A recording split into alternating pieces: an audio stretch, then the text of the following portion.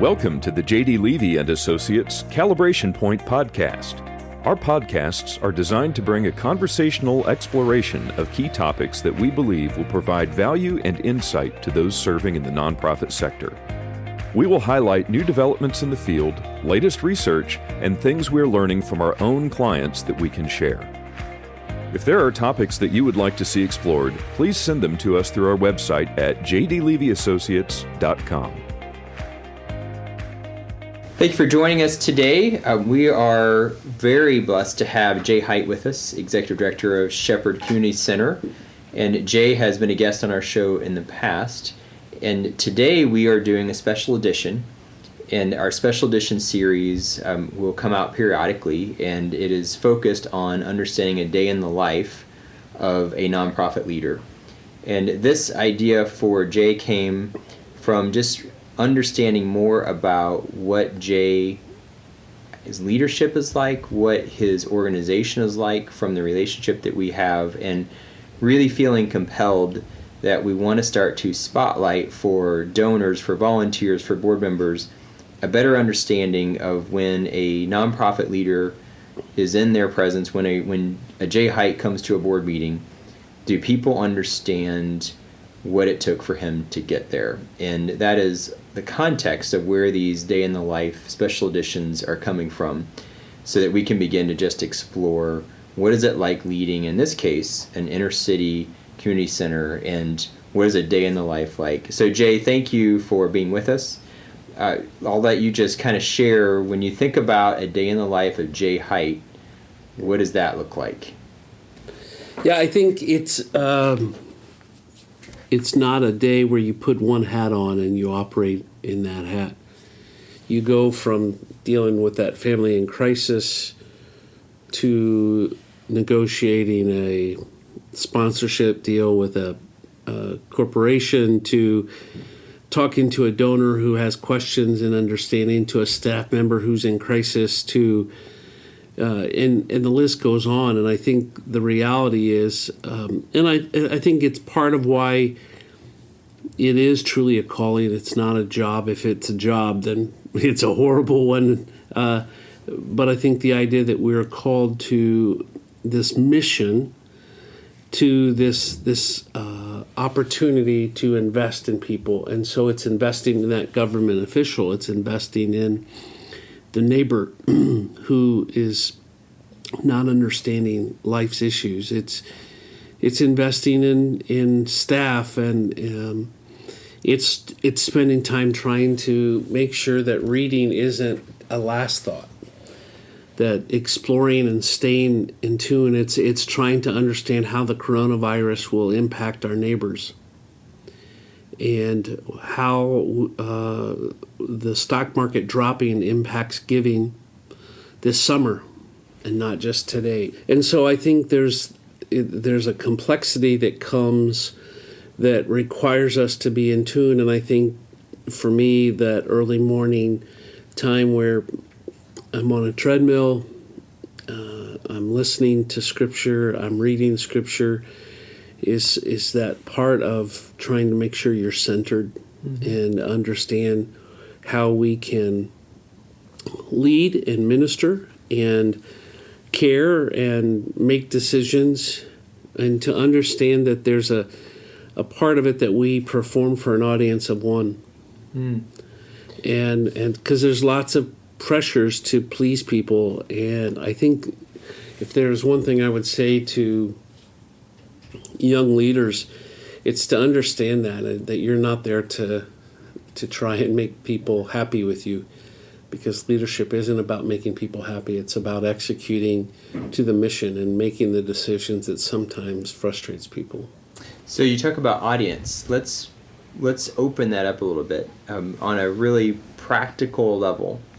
So I know this just from some of the scenarios that you've had to work through, but you show up at a board meeting and you've spent the last 10 days working on board packets and information. And there have been times in the past where you've used the word crisis, and I think one of the things would be helpful. Crisis in a day in the life at Shepherd looks very different than what crisis might look like in a day in my life. And you've had times where you've shown up at a board meeting and maybe your board information wasn't the way that you wanted it to be because you spent that week dealing with crisis and having to go from trauma and then go spend 2 hours working on board information, and then the next day another trauma, and then have to find another hour that you could work on a board packet. Can you talk a little about that? Like if I'm a board member, if I'm a donor, if I'm a volunteer, like what do I need to know so that I can have better empathy, better appreciation, that when you show up at a board meeting, that your day and your journey getting that board member, depending on who I am, might look very different than mine? Well, let's, if I can twist that just a bit and say, how do I need to view it? And the board meeting isn't a necessary evil. Right. It's actually an opportunity to engage at volunteers who are volunteering at the highest level. And so I have to have a sense of transparency for them to understand. And so there's a vulnerability that goes with that. But at the same time, I understand that I'm ministering to them. I'm giving to them, and so the demands they have at sometimes may be overwhelming, but they are demands because I trust that that all authority comes from God, and so they've been instilled with this responsibility of the ministry that I lead, but they lead with me, and they lead me. Right. It's almost an eldership, and so how can I support them and engage them, because their role as a board member allows them to answer a call in their own life. And so there's a tension that comes. I think of one board member who I describe as one of my best friends, one of my toughest critics, and that's a good tension. But sometimes I wish they didn't love me so much because it means that they hold me to a high level of accountability. But that's good. Right. That's not bad. It can wear you out, and I think there was a time, and I think I hear this from some of my peers. It's like, oh, I just got to get this board report. Well, I'm actually helping them, and so I need to view that part of my role is to serve them, to that volunteer, to that donor. To those folks who come and help serve a meal once a month, and they just want to talk to me for 5 minutes. That's really an opportunity, not a distraction. And I did have a good friend tell me, he said, Jay, I think for you to be a better leader, you need to have a closed door policy. And he said, everyone says you should have an open door policy, but he said, you need to make sure you have some time that's uninterrupted. That's great. And so that really comes with some planning on our part. And we have talked at times in our ministry here about red, yellow, green, and folks can play that card. I had that last week where they said it's a red, and it meant I needed to drop everything and deal with the situation. And it helped me understand. It also allows those serving with me, my colleagues, to know that they could get my attention if they have to. But if they say it's a yellow, then I'm gonna, okay, as soon as I can, I'll get to it. That's great. I think we have to, I realize not every, we have changeover, people come and go, and not everyone knows about that. And when I was explaining that to a couple folks, they're like, I'd never heard that. And like, we need to circle back. But in this case, it was a red, and it needed my full attention. And but I think part of my own, I'm getting old these days, so I talk about trying to mature, and my wife hopes at some point that'll happen. But I don't make things so tight that I don't leave room for those privileged interruptions in our day. It's a really good point about the notification system. So you've got a red, yellow, green, and that gives you clarity on urgency. I remember at one time you had an important meeting coming up, and there was a week where you were preparing for a meeting, and on one particular day, I believe someone in the neighborhood that you serve, either one or two parents were murdered. And I also know that then I think it was a couple days later that one of the kids' parents committed suicide. And that was pretty amazing because you still had to stay on track in navigating that kind of trauma and still be able to have the meetings that you were having with donors, still have the meetings that you had with board members, and be able to lead. Is there anything that, from a donor perspective, from someone who says, okay, maybe there's more that goes on in a nonprofit service, social service providing organization that I understand, is there anything that you would want them to understand? Yeah, I'm not so far removed that, and I never want to be, that I don't deal with those who are going through a difficult time in their life. I still want to be able to have that. Otherwise, I would shrivel up and die. Because while it is draining in the moment, it's life-giving because it helps me answer my call.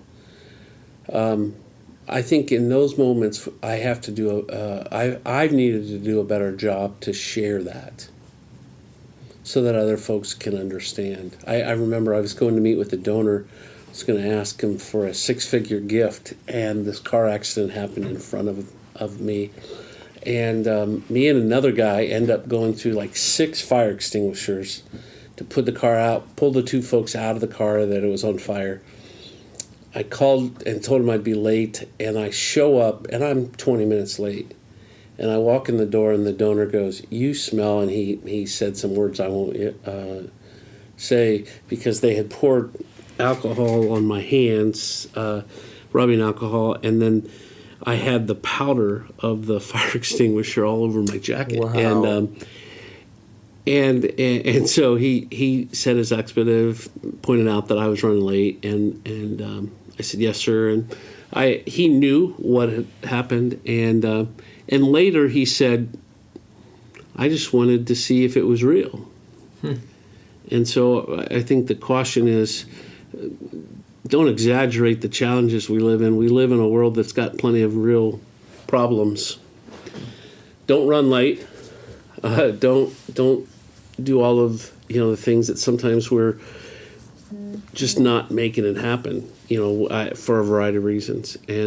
But I find that people want to know, so they can be praying. I think developing prayer teams for each of us is important.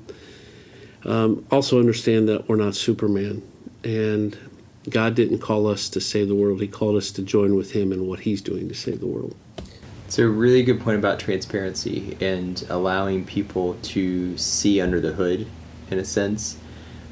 Something I find in the field that executive directors often struggle with is sharing openly with their board, with their donors, just knowing about what they go through and the support needs that they have. But I like your message. What I hear you saying is, be candid, be transparent, but be real.